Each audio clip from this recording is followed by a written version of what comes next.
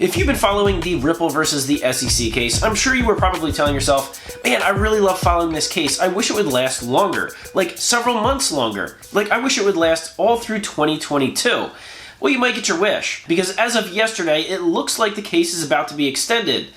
Sort of. I'm going to tell you what just happened that both sides agreed to that is actually going to delay something and how it is or isn't going to affect the rest of the case. Also, the CPI numbers came out in the United States, which is the consumer price index that tells you how expensive things are getting in case you didn't already notice. Well, I'm going to tell you what those numbers did and why the markets reacted the way they did, including Bitcoin. Speaking of Bitcoin, one of its number one fans, Jack Dorsey, the former CEO of Twitter and CEO of Square, which is now known as Block, has just come up with something really interesting. And that is, he is coming up with a Bitcoin Developer Defense Fund. In other words, if somebody's developing on the Bitcoin blockchain, developing the code, developing applications for the Bitcoin blockchain, and they run into some sort of legal trouble, well, Jack's going to come to their rescue. It's somewhat interesting, and it's something that I'm going to be keeping an eye on. And while Bitcoin was rising a couple percent yesterday, I'm going to tell you what some of the altcoins have been doing right along with it. In fact, some of them way outperformed Bitcoin. I'm going to tell you which ones, and which ones have a lot more to go. Also, if you would like to expose all the corruption going on with the SEC and the Ethereum free pass that went on, and after you're done watching this video, there's a link in the description below that will allow you to send a message to the Joe Rogan podcast asking to get John Deaton on, who is putting together a 65,000 participant class action lawsuit against the SEC, as well as expose a whole bunch of conflicts of interest. So if you'd be interested in doing that after watching this video, you can go and check that out. Hey everyone, my name is Randy. Welcome back to the Late Night Grind. Right now, I'm covering the Ripple versus the SEC case, but I'm also covering cryptocurrency news, investment markets, and personal finance. So if any or all those topics interest you, make sure you hit the subscribe button, join the Late Night Grind community. Also, don't forget to hit that bell notification icon so YouTube will send you a notification when I release a new video. And if you're feeling generous today, I'd really appreciate it if you do two things. Smash that thumbs up button and watch this video all the way to the end. Those really are the two best things that you can do to support a YouTube channel. So if you do that, I'd greatly appreciate it. All right, guys, let's jump into it. So first, I want to talk about some of the altcoins that reacted today when Bitcoin reacted to the CPI news that I'm going to talk about next. And since Bitcoin was climbing, it climbed about 2.5% during the course of the day. Some of the altcoins were moving well ahead of pace, well ahead of what Bitcoin was actually doing. In fact, many of them were moving at double, triple, even quadruple that. Even XRP, which seems to be moving along slowly to the upside, and even that jumped by about 3.5%. Even Ethereum climbed by about 2%, which is what not a lot of people expect. They expect it to move with Bitcoin, but I don't foresee that to be happening nearly as much this year. But some of the bigger ones was Cardano, which was up 10, actually I saw 11% at some point today, and VeChain was up about 7-8%, and there was a handful of others that were up anywhere from 5 to 7% as well. But there was one that I noticed that really took off compared to the rest of them, and that is Harmony One, O-N-E. That is an Ethereum-based scaling solution. It offers some interoperability. They actually interoperate with the Ethereum blockchain, with the Binance Smart Chain, and with 3 other blockchains. And some of their big selling points are that they make the Ethereum network that much faster. Their gas fees are like 1,000 times cheaper than with the regular Ethereum network costs, which is absolutely astronomical right now. And so yesterday when I was keeping track of it, I saw it rose at a peak about 13.5%. And as I'm making this video, it's already up another 2% today. Its all-time high is 38 cents. Right now, it is about 35.5 cents. So it is nearing all-time highs. And once it gets to all-time highs and it goes into price discovery, in my opinion, this could be one of those sleepers that not a lot of people saw coming that could easily 10 to 20x if Bitcoin continues to be on the rise. If Bitcoin gets anywhere near all-time highs over the next month or two, I believe that you could easily see something like Harmony One and possibly a couple others easily 10 to 20x. Meanwhile, Bitcoin was only climbing 20 to 30%. So it's definitely something to keep an eye on. So let's go ahead and talk about what Bitcoin was doing and the rest of the markets, the Dow Jones and the S&P 500, which are the markets here in the US, reacting to the consumer price index news that just came out. Well, yesterday morning it came out at before the markets even opened, other than Bitcoin, which is always open, that inflation had increased year over year, so since last December, by 7%. That's an astronomical number. That's a horrible number. It is the biggest rise in consumer price inflation numbers in 40 years.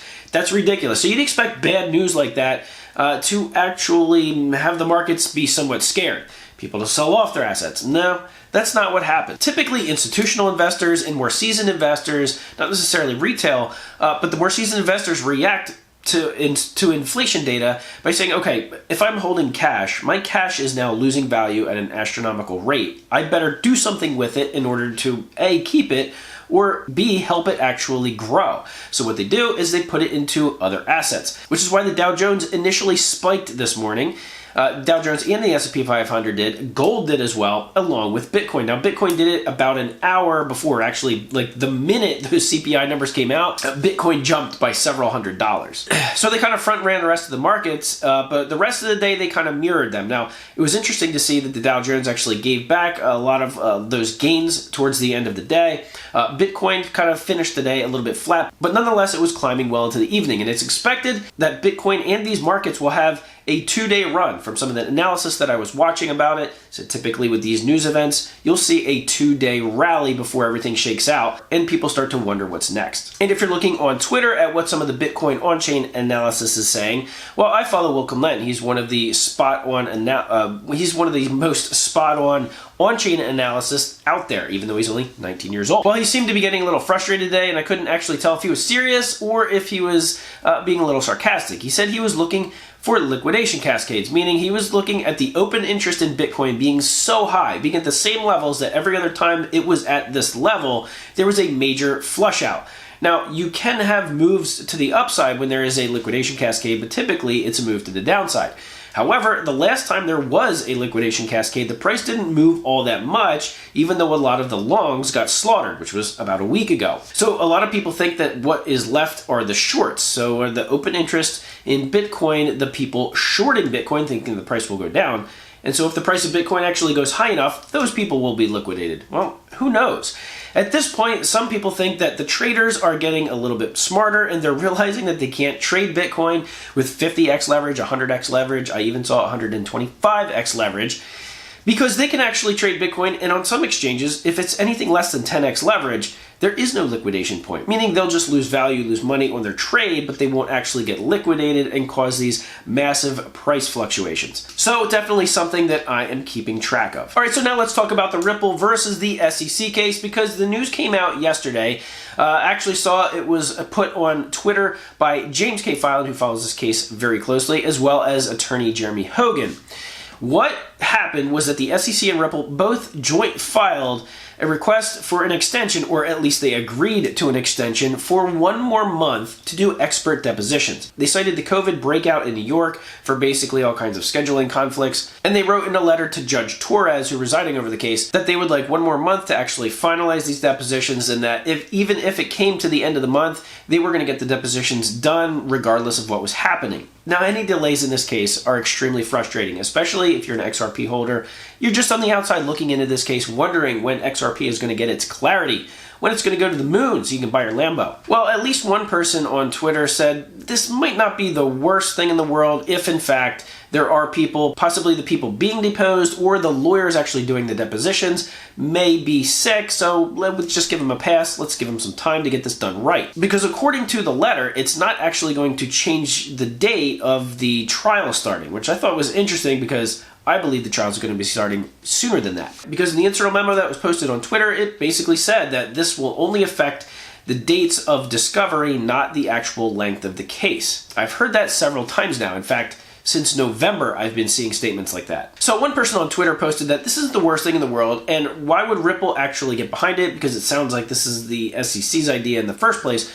But why would Ripple agree to it? Well, Ripple might agree to it because some people said, well, why can't they just do it on Zoom? I've seen there's a bunch of other lawyers on here talking about how they do depositions over Zoom now, because every business meeting is now done on Zoom. Well, one person responded and said, well, likely because Ripple's attorneys don't like to do it on Zoom. They would rather have the option of spending the full 7-hour time frame that they actually get to do it in person. There's a lot of things that need to be discussed. There's a lot of papers that need to be put in front of the person being deposed and asked what it says and do they agree and is this correct and all that stuff. And over Zoom meetings, that might just get messed up. Plus, sometimes there's nothing like an in-person meeting to put a little more pressure on somebody rather than them sitting in their living room talking to a camera. But nonetheless, it's probably going to be ruled on that this will be extended, and most likely it'll be into February before this deposition, and thus the rest of the discovery period actually gets finalized. And of course, everybody likes to speculate that the extra month is really just there for them to discuss settlement. Yes, the always coming settlement in the Ripple case. That's all I got for today, but if you are new to this channel, please consider subscribing to the Late Night Grind. Also, I put this out there on Twitter, so I wanted to ask you guys as well. I'm looking for a new office chair for my office, and I was wondering if any of you guys had any good recommendations. Good office chair, good gaming chair. Hit me up on Twitter and let me know what might be a good brand to look into. All right, guys, as always, I'll see you on the next video.